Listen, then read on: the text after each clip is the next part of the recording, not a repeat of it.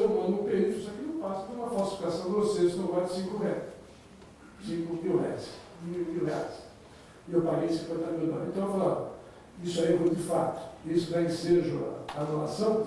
Sim, nesse caso sim, porque houve erro de fato. Agora, erro de direito. As partes interpretam mal um artigo de lei.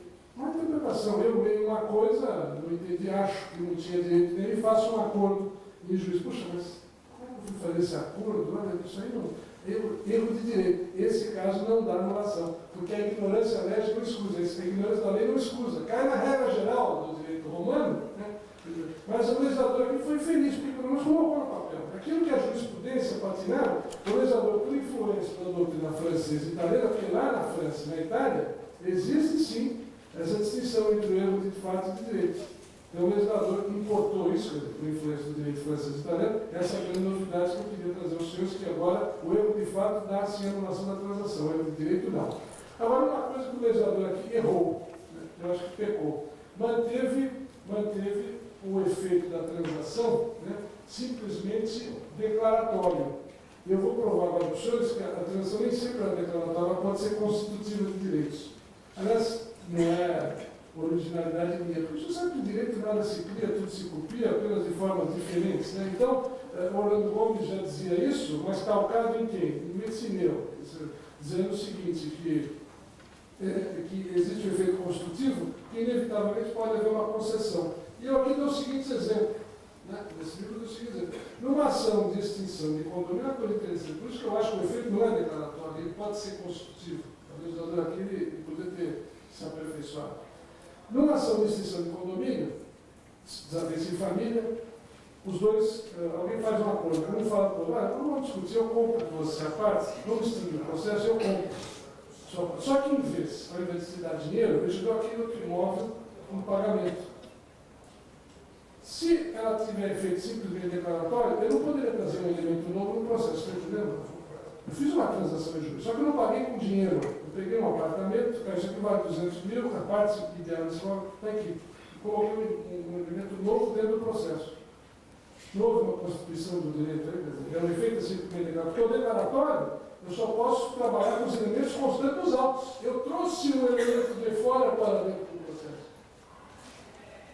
E o legislador de 2002, infelizmente, ele diz aqui com todas as vezes, doutor, por favor, localiza o artigo a partir do 840, que fala que o efeito é simplesmente declaratório. O artigo 800. Muito obrigado. A transação interpreta-se restritivamente, por ela não se transmitem, apenas se declaram ou reconhecem direitos. O que eu fiz no processo? Eu transmiti. Eu não posso fazer isso? Claro que eu posso, o direito é disponível. O juiz não vai deixar de colocar uma transação, porque eu não estou dando dinheiro, eu estou trazendo um elemento de fora para dentro do processo. Então, com isso, senhores, eu já cansei demais dos senhores, eu agradeço imensamente a atenção que me dispensaram mais uma vez, e muito obrigado por toda essa atenção. Muito obrigado.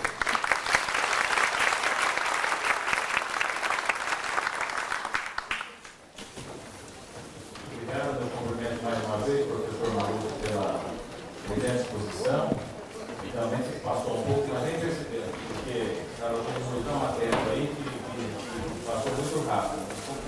Parabéns também por ter colocado as colocações. Eu queria convidar a transferir a palavra para que pudesse formular alguma questão. Lembrando para esses que já estão saindo aí, que há os livros à disposição de livros de autoria do professor Maruto, inclusive esse excelente código novo Código Civil, que é coordenado pelo Dr. Ricardo Fiuza, mas que contém comentários de vários artigos, vários cientistas, inclusive do Dr. Carlos Alberto Maruto. Então, nós estamos abertos aí para quem quiser formular pergunta. Eu só, enquanto vão chegando as perguntas aqui, doutor Maruto, eu só queria fazer uma comparação, mas voltando ao mandato.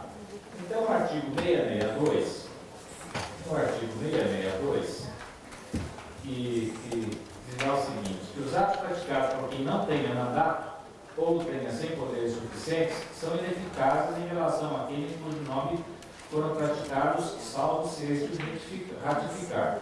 Foi abordado com clareza essa questão. E aí tem a questão do condomínio no 1324, que diz, não, assim o condomínio lá, se liberar a maioria sobre a administração da coisa comum, escolherá o administrador, poderá ser estranho que o nome resolvendo alugar não é o 1300, eu estou lendo o 23, é o 24. O condomínio que administrar sem oposição dos outros presume-se representante comum.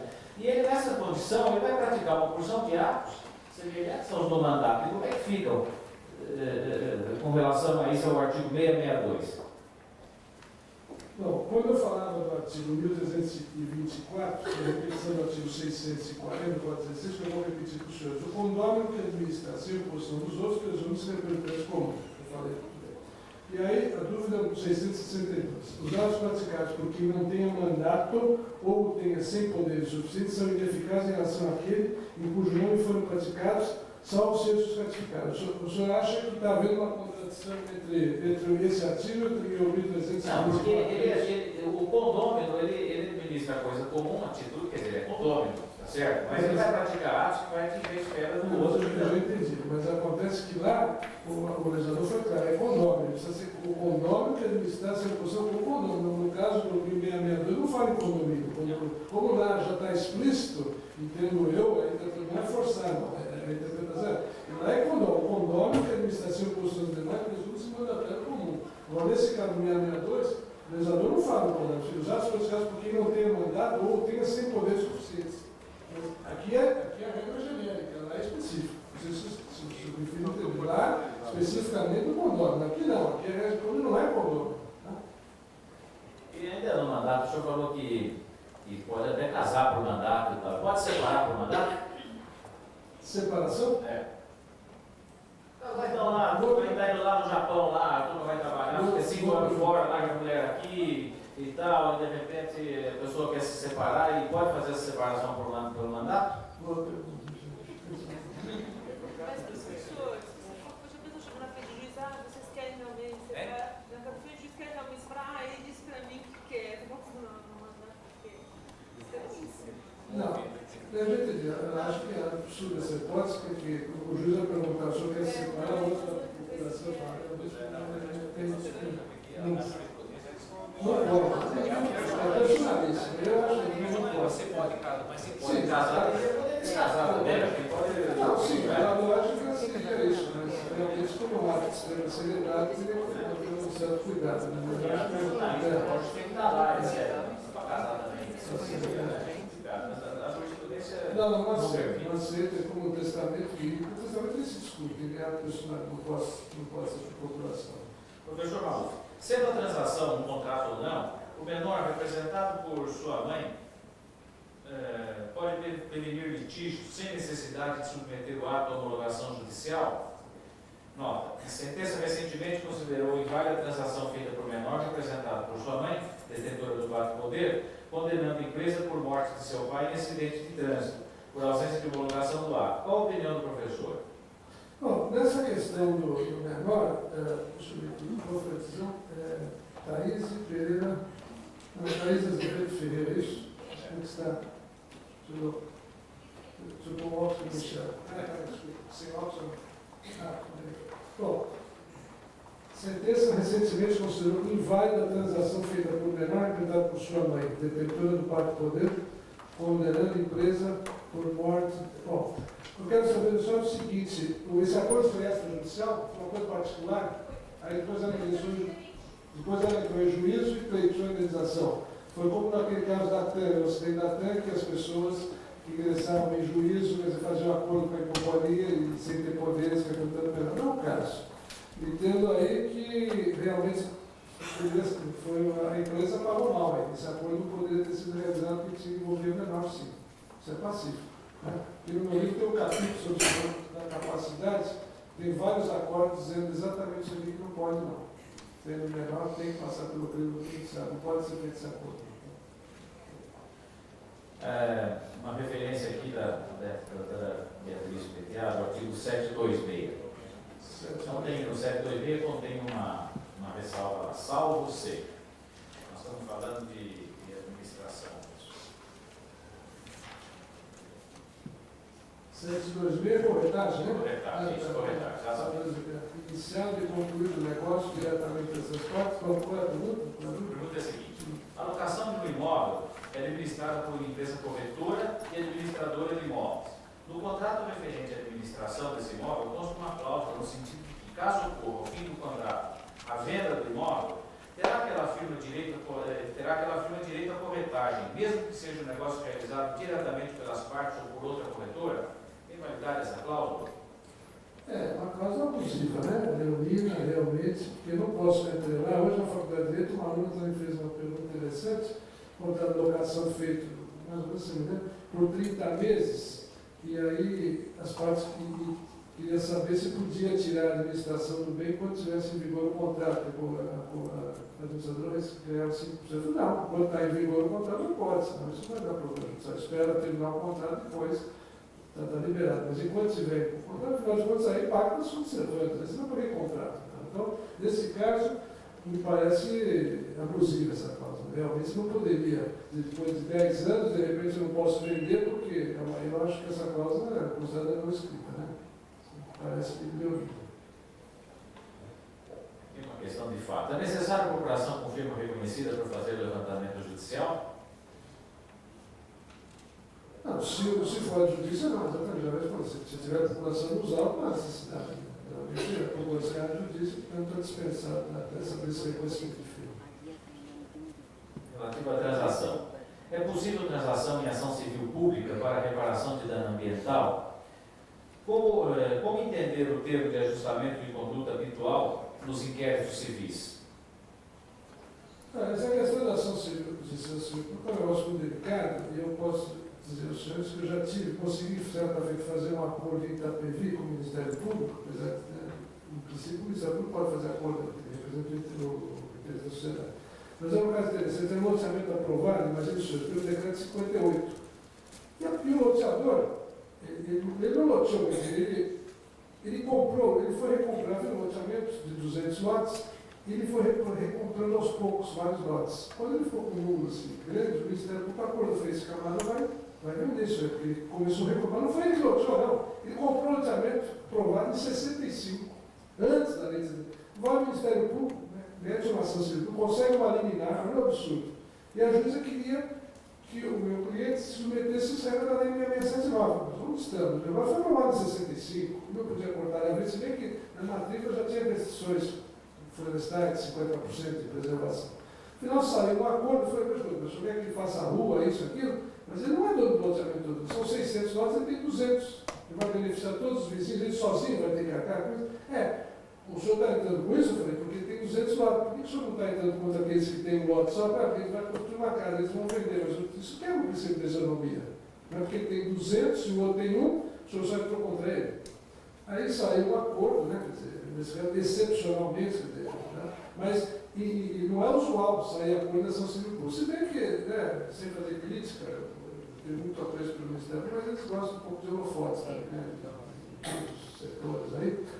Infelizmente acontece isso sim, né? Eles gostam de aparecer um pouquinho. Mas nesse caso da ação civil, se for um direito disponível, quer dizer, onde, por exemplo, destruir o mínimo possível o meio ambiente, entendo que não seja impossível esse acordo, desde que sejam direitos disponíveis que envolvem patrimônio, resguardando-se uma tolerabilidade. Isso é muito frequente no litoral norte, as ações civis públicas ambientais, né? Isso é frequente, onde o desmatamento é exagerado. Então, o juiz, na sua sentença, obrigam o loteador a repor a área que ele cortou, enfim, que ele danificou o meio ambiente, apenas seria essa. Né? Nada além disso, né? Principalmente se o loteamento, o condomínio, a planta já tivesse sido aprovada pela municipalidade. Tem para mim que poderia haver acordo, sim. Não em todos os casos. Né? Eu penso até já ter visto isso, pode ter assistido. Sim.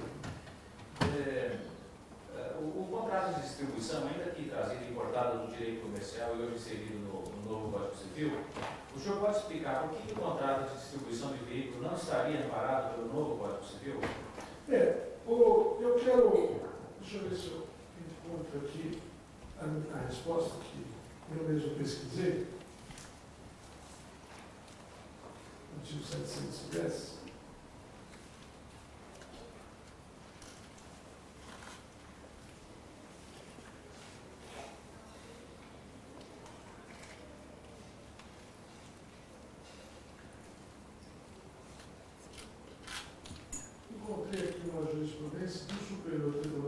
Justiça, que diz o seguinte: por essa justiça podemos chegar a uma regra. A posição dos pretórios até então consagrava no sentido seguinte: aspas, como comercial, contrato de representação e exclusividade. A exclusividade de representação não se presume. Lei 4.886/65, artigo 31, parágrafo 1. O ajuste de exclusividade numa praça, só esta se aplica, pouco importante que a representação tenha se estendido a outra praça, salvo aditamento expresso a respeito. No caso inexistente, recurso especial conhecido e provido em partes pelo Tribunal de Justiça, terceira turma, recurso especial 229-761, Espírito Santo, relator ministro Valdemar Zweiter, da Justiça, 9 de abril de 2001, recente. 2. Representantes comerciais, exclusividade, atende a exigência legal de ajuste expresso, Lei 486/65. Declaração da praça publicada em jornal em que o representante afirma existir exclusividade, pois o dispositivo em questão visa exatamente a resguardar. Quando se diz aqui consagrava nesse sentido, tem para mim aqui que não será que não se aplicaria? Entendo que sim. Nesse caso, mas é que. O senhor professor perguntou? Não, Luiz Antônio Migliori. Luiz Antônio? Ah, tá. Põe o óculos de novo. Pois não. Pode falar. Sim. Específica, é. Então, exatamente isso que eu queria ver. O senhor não lembra do número da lei, né? 6.720. Muito obrigado. Exatamente. Então, 6.000? Tá, bom. A lei que o nosso colega acabou de dizer, eu queria me lembrar qual seria, tem para mim o seguinte: como é específico para então não se aplica, não vai se aplicar o Código Civil, que muito embora seja a regra geral, não vai se aplicar a lei. Não há dúvida nenhuma, mas essa lei continua em vigor, não houve revogação, por enquanto não houve revogação, então não pode continuar aplicando para a venda de veículo. Tem a dúvida nenhuma, concordo.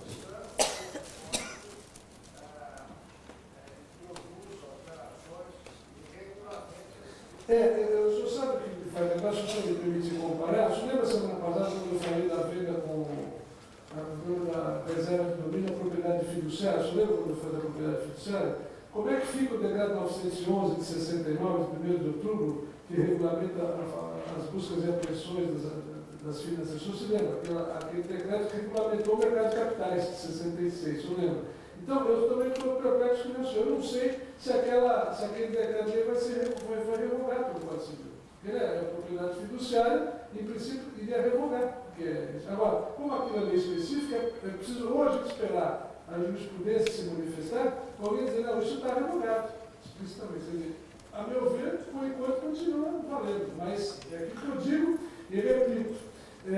Ontem, na palestra sobre direito das coisas, eu falava do problema do compromisso de compra e venda.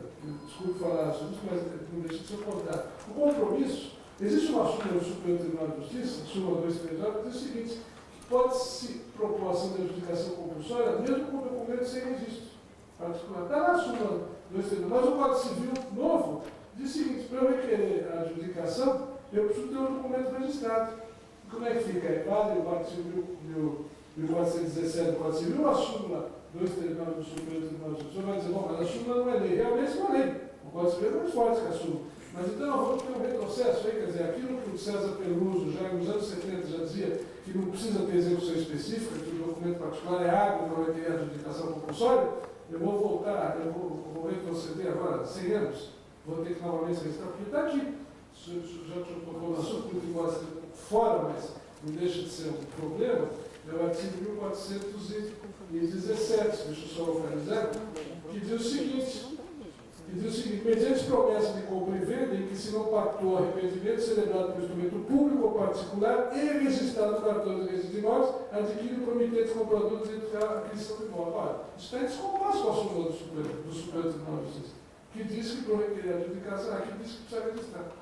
Então, é outro problema, o senhor lembrou bem, agradeço a colaboração, mas realmente tem para mim que por enquanto não foi revogado, mas vai ser um problema sim. Isso vai ser questionado só no judiciário para um daqui 5 ou 6 anos, as primeiras luzes aí. Muito obrigado. Doutor Maluf, última questão aqui. Por que o legislador, ao definir a transação, excluiu o texto do antigo artigo 1030 do Código Civil de 2016, que atribui ao negócio a força de coisa julgada? Nós discutimos isso antes da palestra, inclusive o Paulo e eu, Excluiu por motivo muito simples, que agora isso é contrato, na extinção de obrigação. Então, se é contrato, ele é entre as partes, quer dizer, bilateral, saiu, é outro sistema agora, quer dizer, ele não é mais extinção de obrigação. É o motivo pela qual tirou essa. Até a gente discutia porque a questão anterior, antigamente até se discutia se para anular uma transação, já que fazer coisa julgada, se a ação apropriada seria uma ação rescisória ou uma ação de anulação.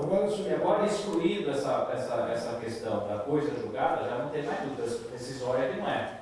É uma ação de anulação de transação. Mas realmente eu não sei se foi essa a questão, esse é o motivo mais aprofundado da modificação da lei. Eu sei que devido ao adiantado da hora, eu encerraria, mas agora o senhor tocou num ponto, quer dizer, agora tocando num assunto importantíssimo. Não, porque agora eu não vou poder deixar escapar, porque a língua vai queimar se eu não falar. É o seguinte, havia uma polêmica na doutrina, de um lado, José Frederico Marx, dizendo o seguinte, o grande José Frederico, que a transação só podia decidir a transação, só por ação decisória. Frederico Marx fala só por ação decisória, porque o juiz homologava a transação. E do Otávio Galeno de Lacerda, seguido por Nelson Altemani, dizia o seguinte, que não, que ela é anulável e rescindível. O doutor Negrão, o saudoso doutor, no código dele dizia com todas as que era anulável. Por que definia-se a tese da anulabilidade ou da rescindibilidade? Porque a anulabilidade tinha 4 anos para anular, e a rescindibilidade só 2 anos. Entendeu? Então, é um prazo muito menor. Então, hoje a corrente vencedora da justiça é que é anulável. A anulabilidade era 4 anos. É contrato e não há dúvida nenhuma, o motivo. Aqui, no meu livro, eu inclusive transcrevo a lição de Nelson Altemani, né? Deixa eu ver se eu localizo aqui.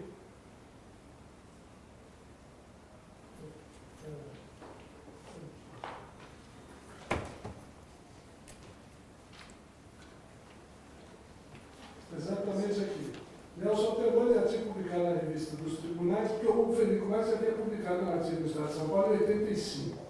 Criticando essa posição de Altemani. E Altemani diz o seguinte, eu vou dizer aqui, vou repetir, porque aspas, não tem problema, entenderam que não há necessidade alguma de tentar conciliar os artigos 485 e 485, inciso 8º do Código de Processo Civil, pois na verdade não existe entre eles qualquer incompatibilidade, cuidam de hipóteses perfeitamente distintas e inconfundíveis. A transação, ainda que homologada em juízo, é de ser rescindida, rextius, anulada. Se ocorrente, uma das causas previstas no direito material, incide no caso o artigo 486 de sorte, que a ação será de competência do juiz de primeiro grau. Na previsão do número 8 do artigo 485, não cabe a sentença meramente homologatória de transação, somente a sentença que tenha propriamente enfrentado o mérito, acolhendo ou rejeitando o pedido, se houver fundamento para invalidar a transação anterior, invocada e acolhida como fato distintivo do direito do autor, é que poderá ser objeto da ação decisória propriamente dita. E aí eu concluo aqui no meu comentário. O professor José Frederico Marx entende que a transação é rescindível e não anulável, conforme o artigo doutrinário publicado no Jornal do Estado de São Paulo, 10 de julho de 85, sobre o título da rescisão da sentença que homologa a transação. Eu quero, agora para encerrar mesmo, para conhecer o senhor, é o seguinte, é que discutia-se aquele famoso despacho carimbado na Justiça Civil, na Justiça do Trabalho, homologa por sentença o acordo de florestais. Esse despacho, essa sentença homologatória, o juiz não entra no mérito. 90% dos acordos é carimbo. Então, é claro que não entrando no mérito é anulável, não é assim, não entra no mérito, somente daqueles que o juiz entra no mérito. Geralmente, os partes se compõem nos seguintes termos: 2 pontos. Pede extinção com fundamento no artigo 269 e inciso 3º do Código de Processo Civil. Tudo bem, quando as partes exigirem. Mas a jurisprudência se consolidou, se consagrou, se sedimentou no sentido que aquele simples despacho era simples despacho homologatório, não entra no mérito. Então não há dúvida nenhuma que é anular, com todo o respeito que tenho pelo saudoso Frederico Marx, com quem eu trabalhei na Light há muitos anos, acho que ele estava errado sim, acho que o Nelson Altemani está certo, junto que está dando certo. Então é anular e não decidiu, razão pela qual o Código Civil também excluiu a coisa do julgado, porque hoje a transação é contrato e não é extinção de obrigação. Agora eu prometo que eu vou falar mais absolutamente nada. Muito obrigado. Então, eu vou voltar aqui. A gentil presença do professor Maluf por 2 vezes aqui nesse curso da Associação dos Advogados. Muito obrigado pelas suas claríssimas explicações. E até breve, né, professor? Até uma próxima, né? Muito obrigado.